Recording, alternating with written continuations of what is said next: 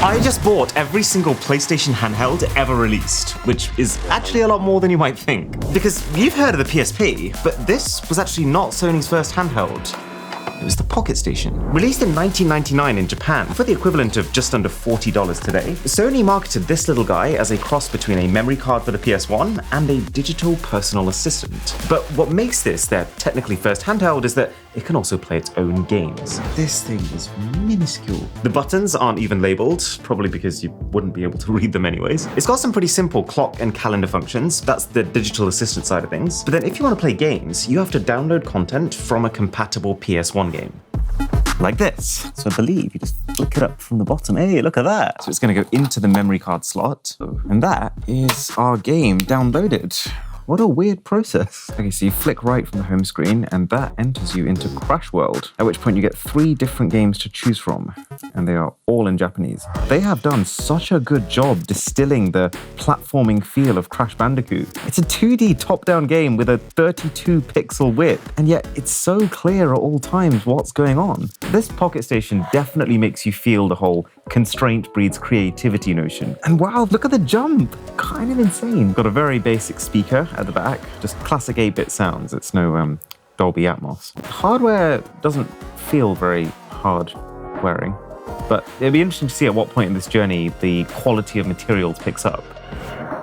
In terms of specs, I'd describe the Pocket Station as cute. It's able to run this dinky little Crash Bandicoot virtual pet game thanks to a very basic 33 kHz CPU and 2 KB of RAM, with an LCD screen capable of 32 by 32 resolution.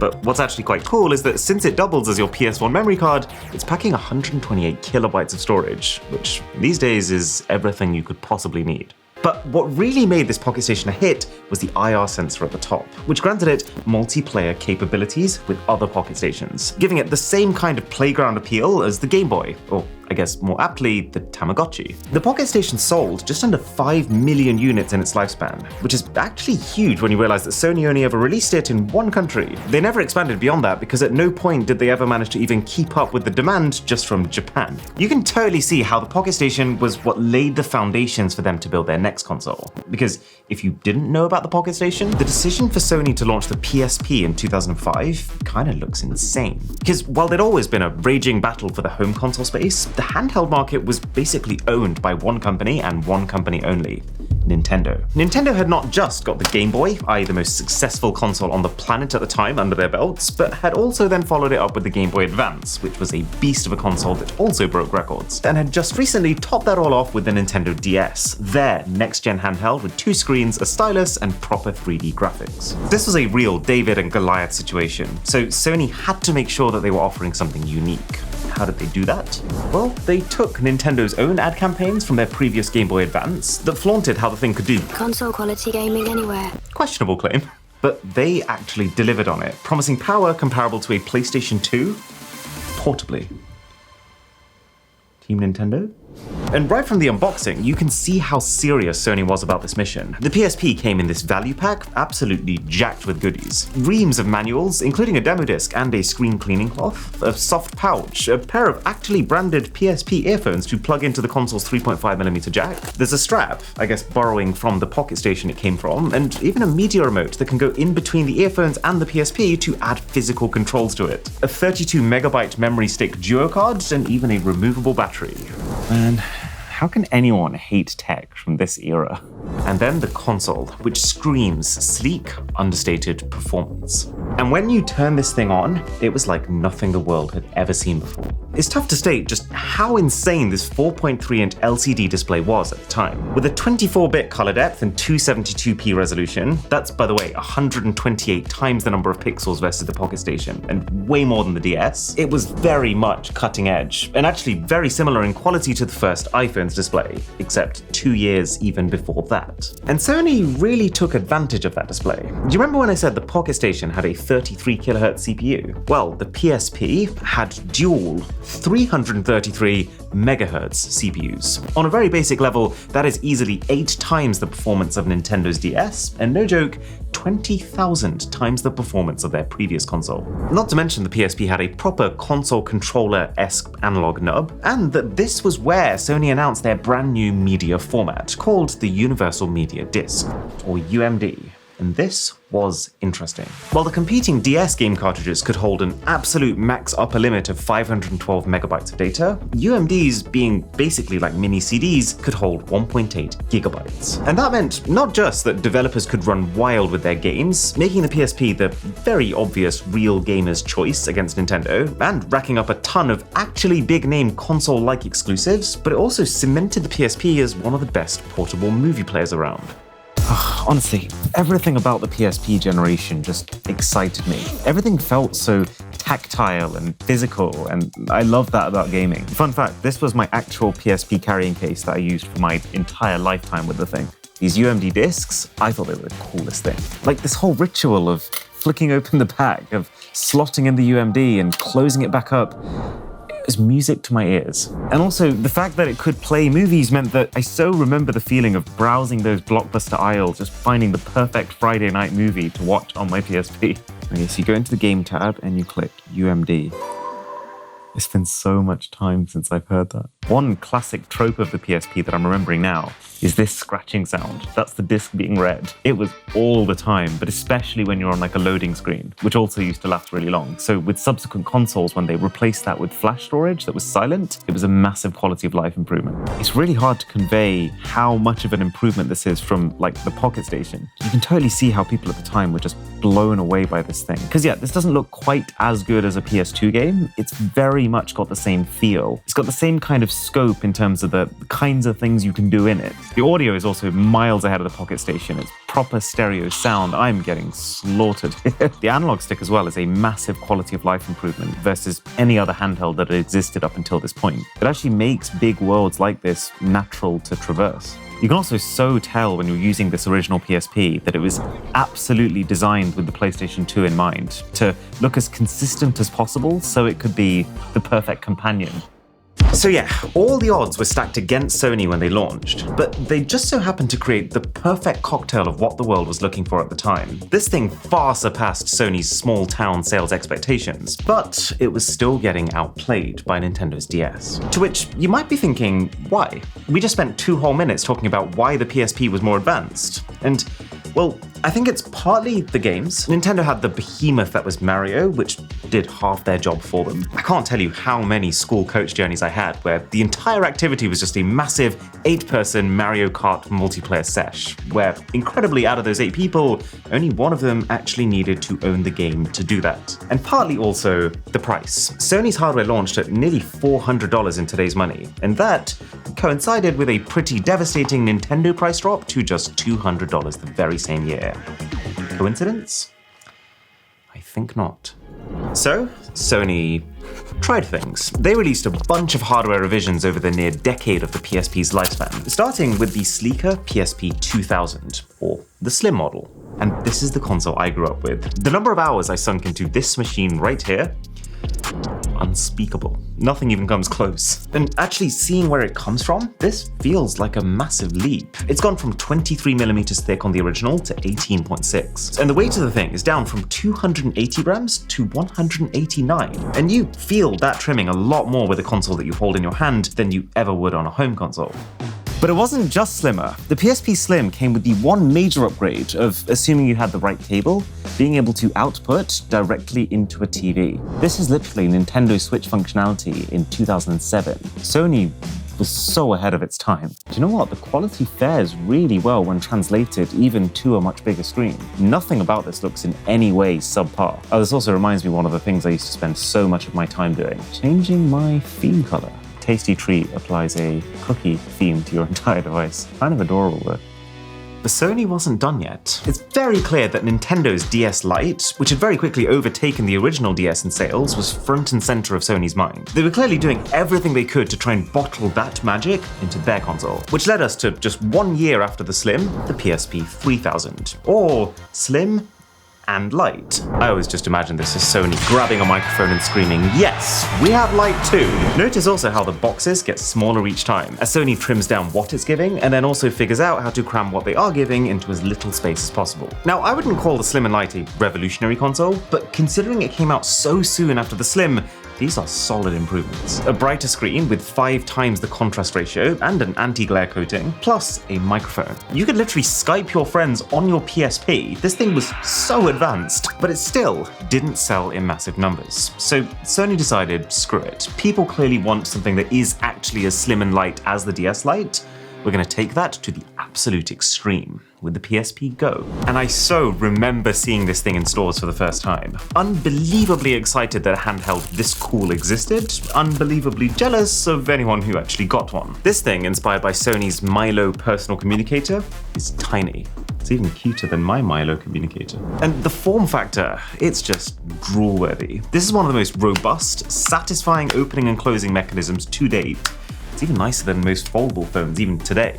But it did have a problem. See, PlayStation Portable as a platform, it wasn't designed with this level of portability in mind. You know, these UMD discs? Well, one of these, plus just the hardware required to read it, just that, is nearly the size of this console. So, they axed it. The PSP Go couldn't play any kind of physical media, and you had to buy everything from the PlayStation Store. To compensate, they did give you 16 gigabytes of inbuilt storage, which with PSP games, it could go quite a long way. But, I mean, if you think the world now is not ready for all digital gaming, the world then was definitely not. Any real gamer hated the idea, and as gamers, we like to let people know that. This thing was such a commercial failure, in fact, that even a very dramatic Hail Mary buy a Go and get 10 free games promotion by Sony could not save it. These were 10 proper games, by the way, in total worth more than the console itself, but people just wanted nothing to do with it. So to actually make sure they shifted the bulk of their PSP hardware before the next generation came out, Sony had to do the one thing they hadn't tried up until this point, getting the price down to the DS's level, the PSP Street, which apart from the Go is, I think, the coolest looking PSP with this slick matte finish. And they've also done that while shaving the price down by about $100 with the removal of stereo audio, the brightness buttons, and actually even Wi-Fi. That sounds major, but for most PSP users, including myself, Wi-Fi was not really a big part of the experience, so this was a smart revision. It's just, this price cut, it needed to come much earlier in the console's lifecycle, when people were still forming their opinions about the platform as a whole. I mean, the PSP at this point had been out for 7 years, which is enough time that people were starting to turn their attention to what's next. And so the idea of a cheap version of the last-gen console with less features, it's not exactly going to set the world on fire. But clearly, all of these console revisions, while none of them individually spectacularly successful, they did all pull together to push the PSP to a total sales number of 82 million consoles, which for a company whose last handheld was little more than a fidget toy is impressive. The stage was set, and hype was building for PSP 2, which ended up being called the PlayStation Vita. And with the PSP being my favorite console of all time, I cannot tell you how excited I was for this thing. And when I eventually got it in my hands, the hardware was every bit as spectacular as I had dreamed. Let me explain. That one stubby little analog stick had become 2 much more substantial ones. The entire back panel was a touch-sensitive layer to add another dimension of interactivity into games. It had 6-axis motion control brought over from the PS3, front and rear cameras with face detection and head tracking, small cartridges instead of large discs, full 3G connectivity to take the social features to the next level. Not to mention the materials. They went from cheapish plastic to metal and glass in many areas. The PSP was already premium in my eyes, and so moving from that to this was like my entire worldview imploding. And then the screen. The PS Vita screen was its single biggest asset, a 5-inch 544p resolution that's 4 times the number of pixels of the PSP, capacitive multi-touch panel. At the time it launched, it even felt ahead of many top-of-the-line smartphone screens, let alone the PSP. And this was also at a time where the idea of touchscreens on devices that were non-smartphones was still very new and very exciting. So, how powerful was it? Well, take the PSP and multiply it by 10. So yes, 200,000 times the Pocket Station. This was a technological behemoth. So let's take it for a spin. Oh man, holding this in my hands, turning it on for the first time, it really takes me back to that moment when I first got my hands on one. I remember unboxing it for the first time, and before touching the console, my hand was almost quivering because I spent so much time just fantasizing about it, watching this trailer again and again and again, just dreaming about what it would be like to be able to reach inside and grab the thing. Okay, so you turn it on with this really solid, actually metal button.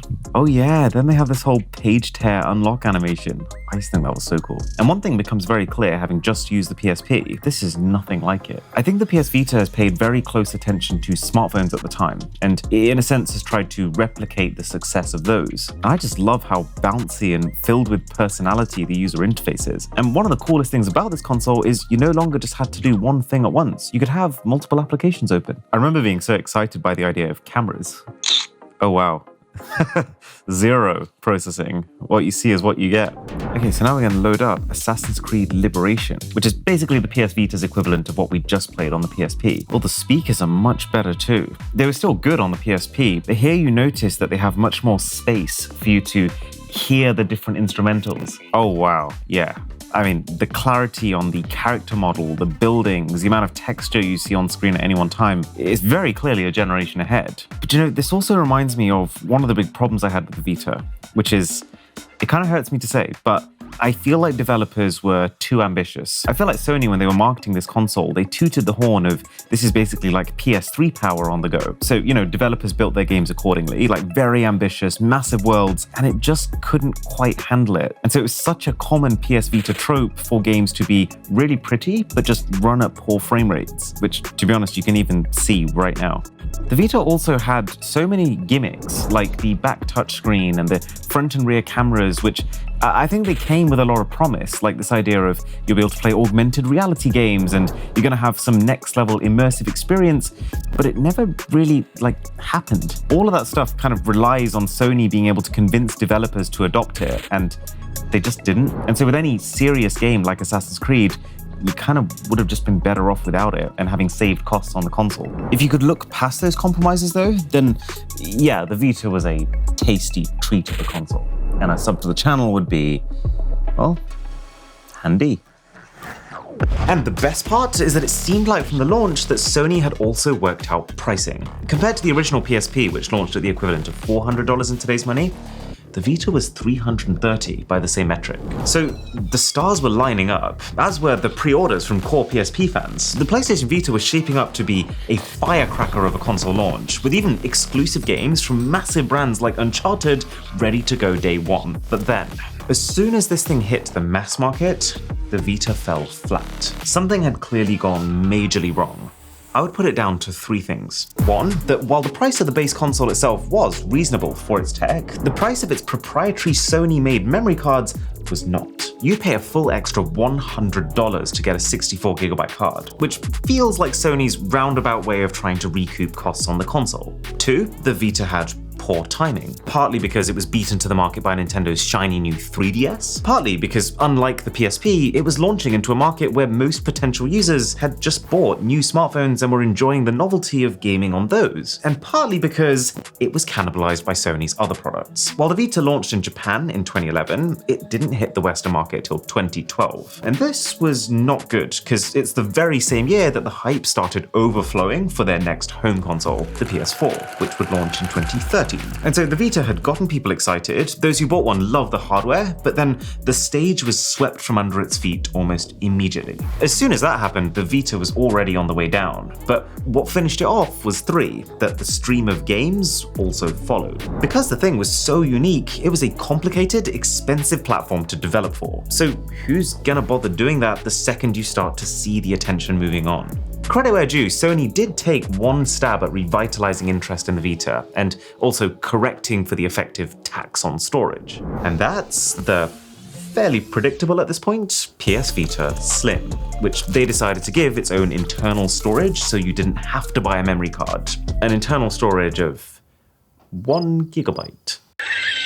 What makes it even worse is that as soon as you start using an external memory card, you're effectively locked out of using that internal memory, rendering it completely useless as anything more than a buffer while you crawl your way to a computer to drop $100 and wait for your Vita memory card in the mail. And while, yes, it's pretty cool that you could now have PS Vita power in a body that is way slimmer and 40 grams lighter, it's pretty clear that Sony didn't exactly pour their love into this revision, because that lightness actually came at the cost of both the size of the rear touch panel and the quality of the screen, with the console's prized OLED display being swapped out for a less fancy, cheaper, less vibrant LCD. Sony stopped releasing sales figures after a while, which kinda tells you all you need to know, like they just want to shut their doors and pretend it never happened. But it's estimated that they only sold a grand total of 16 million PS Vitas in all. And that puts Sony in a bit of a pickle, because when a console doesn't sell well, it doesn't make sense to invest millions building big games for it. But then at the same time, if Sony did nothing and just let the thing die,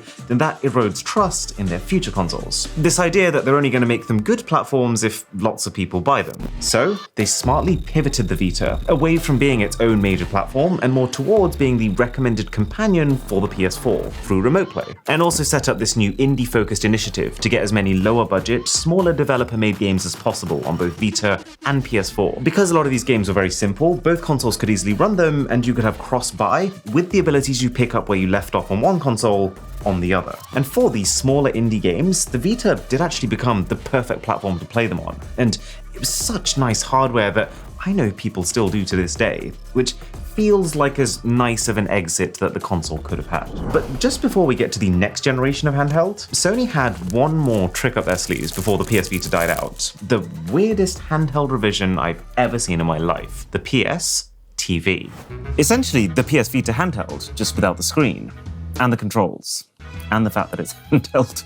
So, we'll stick that down. You connect to it via your PS4 controller, which is actually kind of all the more confusing, because if you have a PS4 controller, you probably have a PS4. And if you have a PS4, why do you want a PS TV? Because yeah, it's a media box, it plays games, it watches movies, but it's going to watch movies at a lower quality than the PS4, and it's going to play games that were really designed with the portable form factor and the portable controls in mind. So yeah, clearly this product was designed as a way to repackage the PS Vita's proposition to try and shift some more units of the thing's hardware that had already been manufactured. And to be fair, it's priced really generously. I just don't know what the exact use is. And this is actually a really good example of that. If I try and load up the same Assassin's Creed Liberation game that I just played on my PS Vita, it won't open, it's just not supported. It must need some of the core PS Vita hardware to actually function. I definitely feel like Sony also tried to borrow some of the things that made the Wii really successful, the way they framed the social features, but they never took off in the same way. But the writing was on the boardroom wall for Sony, and as far as handhelds were concerned, it said, don't bother. So for literally a decade, PlayStation fans retreated back into their living rooms, with Sony focusing all its efforts on the home console front. Until now. Enter the PlayStation Portal, the biggest box so far in the video, and really a completely new kind of handheld. Wow, this thing feels like a beast. And in so many ways, this is worlds apart from Sony's other handhelds. Like, the screen is 4 times the resolution of the already pretty crisp Vita. They're no longer just good for a handheld, they are literally one-to-one with your actual PlayStation 5, including the same adaptive triggers that can let you feel tension. The catch is that, well, it's empty. This thing doesn't play games natively, but it streams them from your PlayStation 5. And while that might sound sucky, which I understand, and I know a lot of people online are saying this thing makes no sense, in a way it might actually be my dream console. Okay, so every other console that I've sat here in this chair and tested for this video, I've played with at some point before in my life. This is completely new to me. So you press on that and it opens up a very literal portal, and I guess when it finds your console, you go through that. That is awesome. The thing that I'm trying to discern here is how much or how little does this feel like I'm just playing on a handheld as opposed to streaming it? I mean, as far as the quality of the home screen goes, almost indistinguishable. Every bit of text is crystal clear.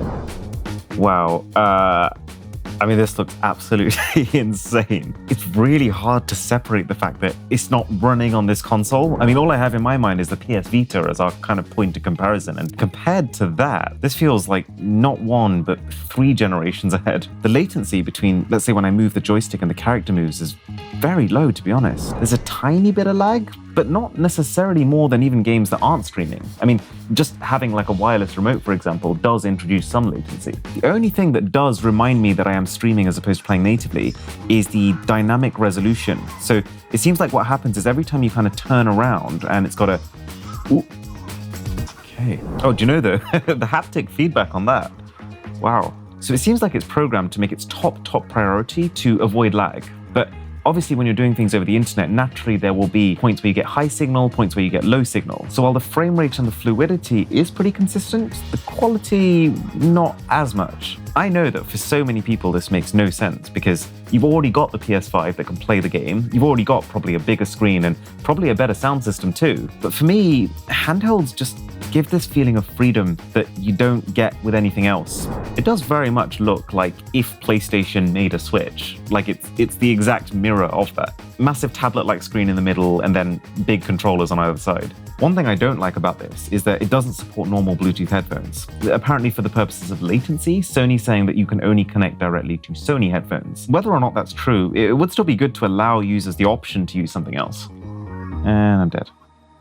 Now, when you're in a situation like this and you're relying very heavily on your home Wi-Fi, there is a cool trick you can use to up your security. I've spoken a few times about how you can install the Surfshark VPN app on your phone or your laptop, but there's no Surfshark VPN app for PS5, so what do? Well, turns out you can just put Surfshark VPN directly onto your router. It is a bit faffy to set up, but all you need to do is to just follow the instructions once, and it'll not just mean it'll cover every single type of device, from your pocket station, if that had internet, to your portal, with all the perks that has, like being able to make your internet traffic anonymous. But it also means you just never have to think about it again. From that point onwards, once you've set it up, your entire home's internet traffic is automatically going through whichever server you decide you want to use. That's just one of the reasons I like Surfshark. There's like 20 more. Like the fact that they do have legit 24/7 customer support. Like the fact that one subscription covers you plus every single person you know. And the fact that they have ad and malware blockers baked into it. And right now, there is a holiday special. Using the code BOSS, you can get it for less than $3 a month for unlimited accounts with an extra 6 months for free, money-back guarantee.